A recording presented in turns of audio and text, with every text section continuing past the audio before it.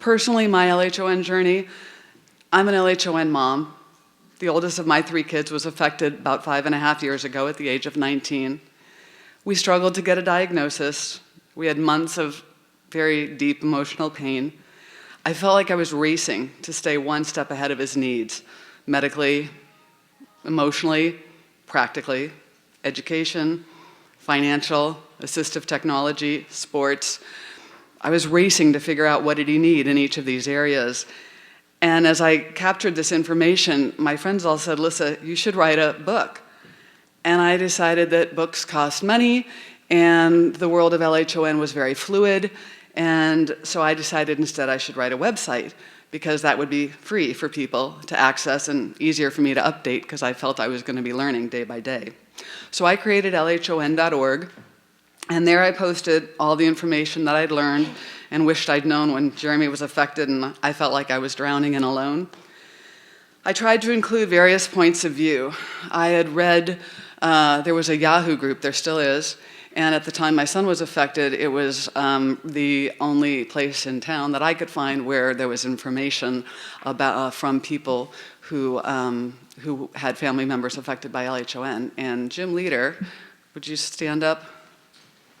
Many people in the LHON community know of Jim Leader. He was the person who had a great website and Yahoo group, and a lot of us shared information there before Facebook was even on the radar. And I read every post that had ever been posted on his Yahoo group, captured information, and tried to synthesize it and speak not only for myself, but for what I was learning from other people who'd been on this journey, and then shared that on LHON.org. I also included a registration page to make connections, figuring that it would be helpful for people to come into the community and connect. I wasn't quite sure where it would go, but it seemed like a good idea.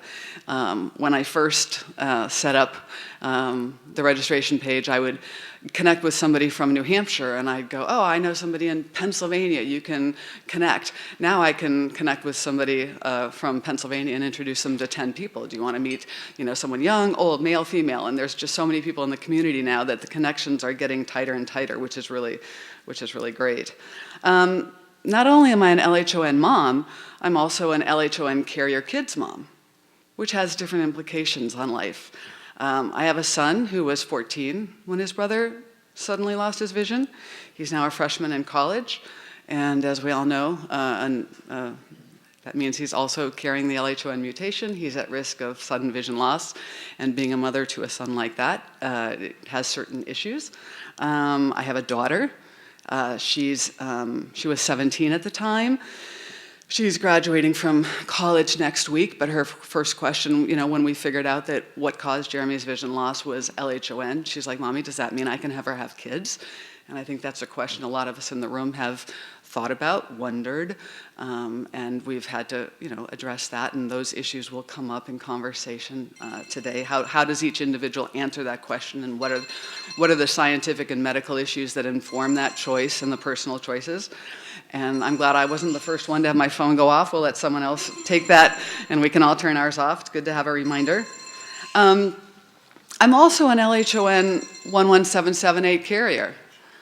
And again, I thought I was safe. When this first happened, I started reading the literature, and the literature said if you're over 50, you're safe, pretty much. The risk is very low. Safe's probably overstating it, but it said the risk is very low. And it also said for women, it's rare.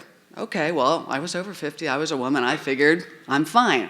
And then the first 50-year-old woman registered with LHON.org, and I thought I'd been punched in the stomach. Everything I believed to be true was taken away, and I suddenly realized this isn't just about my affected son, it's not about my other children, it's actually about me also. And I started learning that what's normal for LHON women isn't necessarily the same as what's normal for men, and what does that mean for me personally, and what do I need to consider in my own lifestyle choices? I had to think that through. So that was a learning for me also. I'm also an LHON fundraiser. I got started on a path of wanting to support those folks who are doing research in this area, and we'll talk about that a little bit later in the day. I was inspired by some folks in the room, and that's a whole nother story. Well, again, we'll get to that later.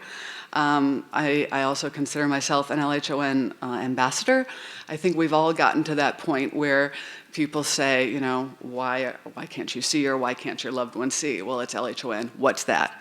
Right? We're all ambassadors for LHON. We're constantly answering the question. And I just happen to do it fairly vocally on social media and on television and anywhere I can get, because the more people who know about this, I think the better off we all are. And also connecting with UMDF, starting this conference last year, doing it again this year. It's a role that I choose to play in this world. In my LHON goals, my goal is to connect the LHON community, support research, educate carriers, so that people, you know, protect and reduce their risk, and overall just make the LHON experience as positive as it can possibly be. Hey, we're here. Let's make the best of it.